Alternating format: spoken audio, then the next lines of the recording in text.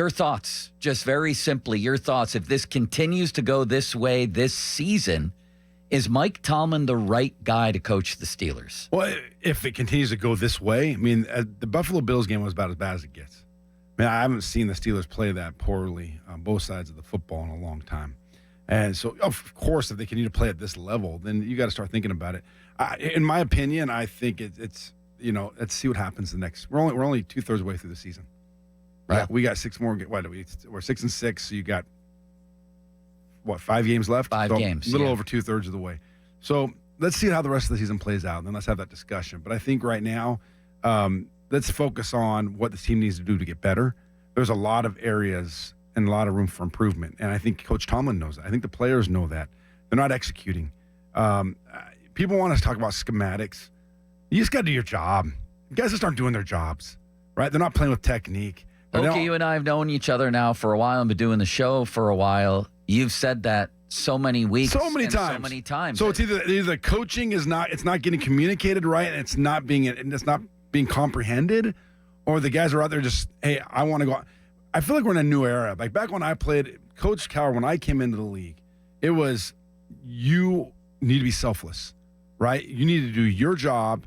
Everybody take care of their job. Trust the next guy next to you is going to do his job, and we're going to be okay, right? It's about being selfish and not being selfish. How often did you hear Coach Cowher say, "Don't be, we need to be a selfless team"? And it seems like times like guys aren't embracing that mentality. It's more about me, me, me, me, me.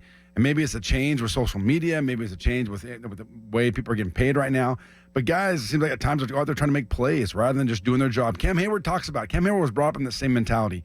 You're 1/11th of that defense. And if everybody takes care of their 1/11th, you'll have a hole. And you'll be able to play. But people want to say scheme and all that. But let me tell you right now, there are things that, if you just go out there, they're gap sound. I've watched this film. Everybody's supposed to has a gap. It's whether the guys are in the gap. And there's a lot of times when guys just aren't in their gaps for a myriad of reasons, right?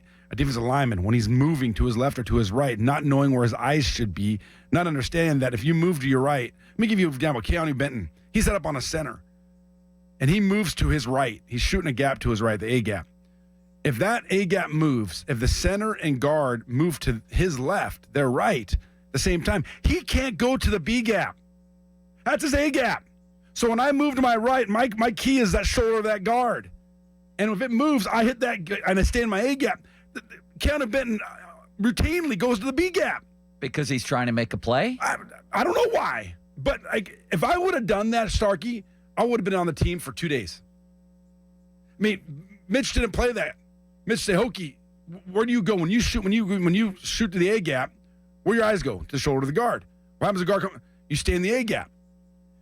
He's not staying in the A gap, right? How many times did we see that one play where they kept wrapping the ball? They would start the little man zone to the Steelers' right side.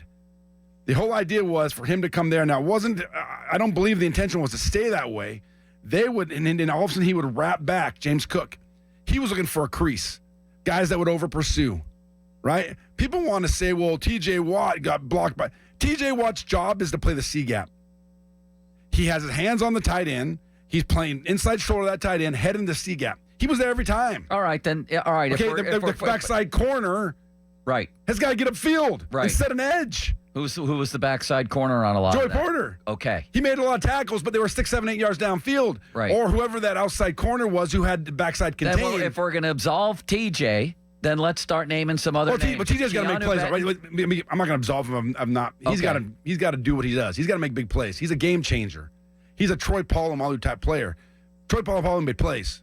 He's got to make plays. I'm not absolving him. I'm just saying people want to say he got blocked. He's doing his job, but he's a special player. Who else wasn't? You have Benton, you have Porter. They ran the same play a lot of guys. 25 times, 29 times, they said. You have these new safeties. Jalen Ramsey plays safety. Does he know where he fits in the run? Does he know what when he's the 8th defender, when he comes up and plays in the box, right?